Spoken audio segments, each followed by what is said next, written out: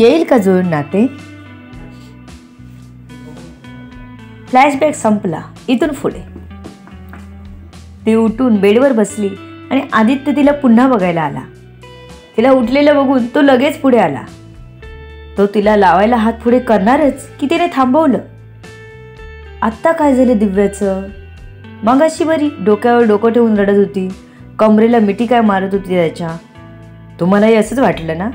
मलाही. पण असो, दिव्या येते आपली, ते मूळ स्वभाव सोडत नसते. मगाशी तिची मनस्थिती वेगळी होती आणि आता फ्लॅशबॅकमध्ये जाऊन आल्यावर तिची मनस्थिती बदलली. बरी आहे, स्वतःच्या पायावर उभं राहून चालू शकते, दिव्या म्हणाली. आदित्य खुश झाला होता, हवेत उडत होता. त्याच्या फुग्याला हिने पिन मारली होती. तो तसाच मागे फिरून आपल्या खुर्चीत जाऊन बसला. त्याने शिवला चहा मागवायला सांगितला. ती तोंड वगैरे धुवून बाहेर आली. पर्स खांद्यालाच होती.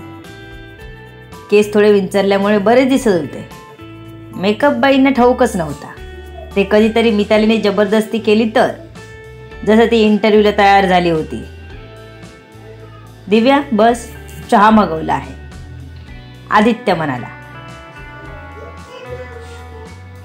नको, मी निघते, दिव्या म्हणाली आणि जाऊ लागली. दिव्या थांब, चहा घेऊनच जा, शिव म्हणाला. तसं दिव्याला पुढे पाऊल टाकवेना. ती येऊन खुर्चीत बसली आणि इकडे आदित्यच्या नाकाचा शेंडा लालच झाला. म्हणजे मी सांगितल्यावर काय प्रॉब्लेम होता? त्याने सांगितल्यावर थांबलीस? आदित्य तिच्याकडे बघत म्हणाला. ठीक आहे, मला नकोय चहा. त्यांनी आणि तुम्ही असं काही नाही.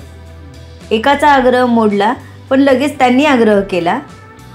मग जास्त नाही म्हणू शकले नाही मी, म्हणून थांबले. पण त्याचाही प्रॉब्लेम असेल तर जाते मी, नाही थांबत, दिव्या म्हणाली आणि उठली. थांब, पिऊन जा चहा, आणि जर नाही ऐकलीस तर बघ, आदित्य म्हणाला. म्हणजे तिला धमकीच देत होता. आता पुन्हा मी सांगतोय तर तू मला टाळून गेलीस तर बघ. नव्हती कोणाची हिंमत त्याला टाळायची, पण ही बया त्याला आपल्या मनाप्रमाणे वागवत होती. नाही ऐकली तर काय करणार? दिव्याने असं विचारलं आणि आदित्यने टेबलवरचा फ्लॉवर पॉट उचलला. हं बॉस, शिव धावतच टेबल जवळ आला. त्याला भीती आता टॉम अँड जेरी सुरू होते की काय, की पुन्हा हाणामारी. त्याने दिव्याला हातानेच गप्प असं खुणावलं तर आदित्यच्या हातातून फ्लॉवर पॉट काढून घेतला.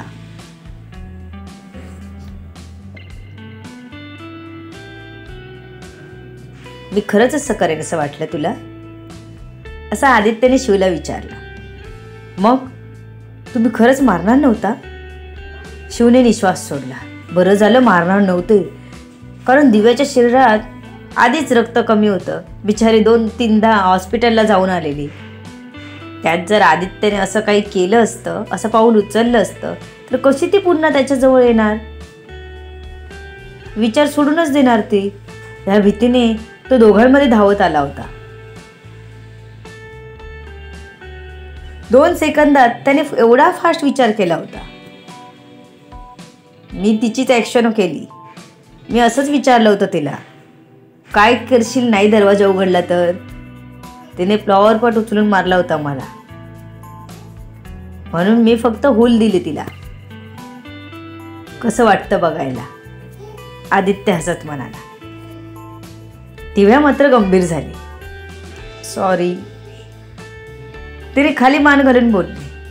ओके, चहाला चहा घे, एवढ्याच्या डोक्यात जास्त विचार करू नकोस, आदित्य तिला म्हणाला. चहा पिऊन झाला तशी दिव्या निघाली. पर्स खांद्यालाच होती, अजिबात काढली नव्हती. Okay bye. ती निघून दरवाजाजवळ पोहोचलीत की तिला आठवलं, थँक्स बोलणार होतो आपण. ती लगेच मागे फिरली. आदित्य तिला सोडायला म्हणून तिच्या मागेच चालत होता. तिला माहीत नव्हतं ती अचानक मागे फिरल्याने आदित्यला धडकलीच. दिव्याच्या नाकाला लागलं म्हणून तिच्या तोंडून निघालंच. दिव्या. आदित्य लगेच पुढे झाला. नाही, मी ठीक आहे म्हणत तिने आपलं पोश्चर कंपोज केलं. अगं पण मागे का वळलीस? मी तुला सोडायला येत होतो. बाहेर पुन्हा काही गडबड नको म्हणून आदित्यने तिला स्पष्टीकरण दिलं. आदित्य स्पष्टीकरण देत होता अशी एकमेव व्यक्ती म्हणजे दिव्या. बाकी गेले तेल लावत असा ॲटिट्यूड ठेवून असायचा तो. मॉम आणि डॅड समोर तर वेगळाच होता. तिथे सगळेच नियम वेगळे होते. पण दिव्या त्याच्या आयुष्यातली एकमेव व्यक्ती होती जिला तो खूप महत्त्व देत होता.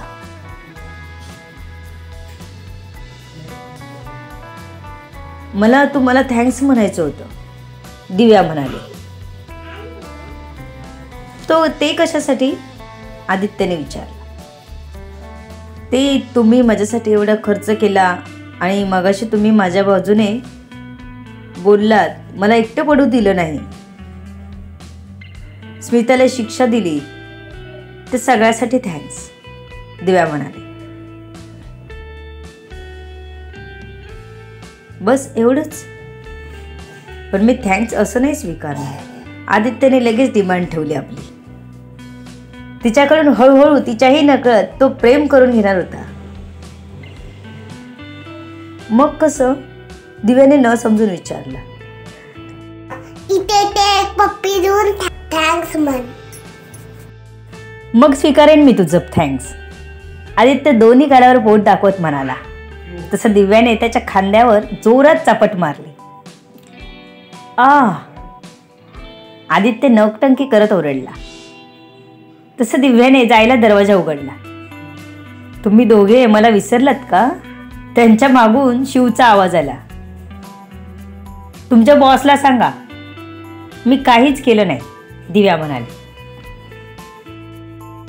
हे बरं आहे, हृदयावर नजरेच्या बाणांनी वार करायचे, चित्त चोरून न्यायचं आणि म्हणायचं मी काहीच केलं नाही.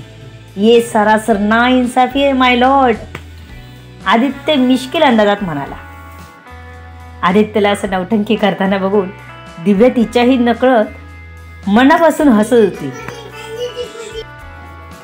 तिने दरवाजा सोडला आणि आदित्यला परत एक चापटी दिली. ती आता त्याच्यासोबत हळूहळू खुल्या मनाने वागत होती. एक एक पाऊल आदित्य तिला आपल्याकडे चालायला लावत होता. शिव, मगाशी कोणीतरी लहान बाळासारखा मला मिठी मारून रडत होतं, तुला माहित आहे का? तू बघितलंस का? त्यानंतर ते माझ्या मिठीतच झोपलं आणि मला नेऊन बेडवर झोपावं लागलं. आदित्य असा बोलला आणि दिव्याला आठवलं, अरे आपण तर आदित्यला मिठी मारून तिथे झोपलो,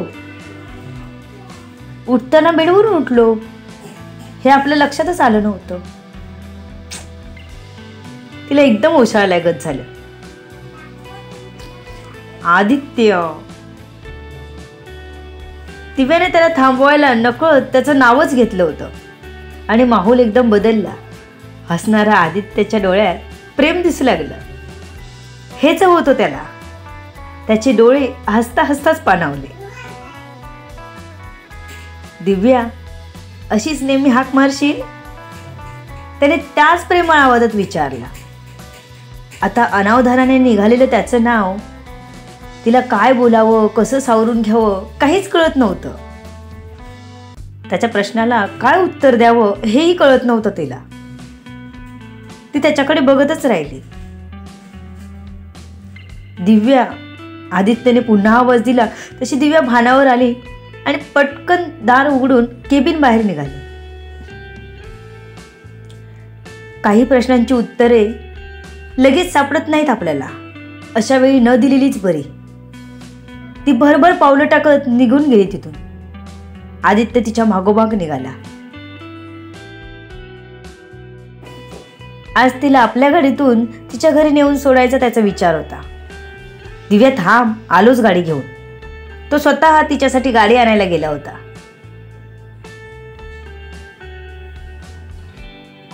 सर प्लीज, आता नको. मी नंतर कधीतरी येईन गाडीतून म्हणत तिने लगेच रिक्षाला हात केला. रिक्षात बसून तिने आदित्यला बाय केलं.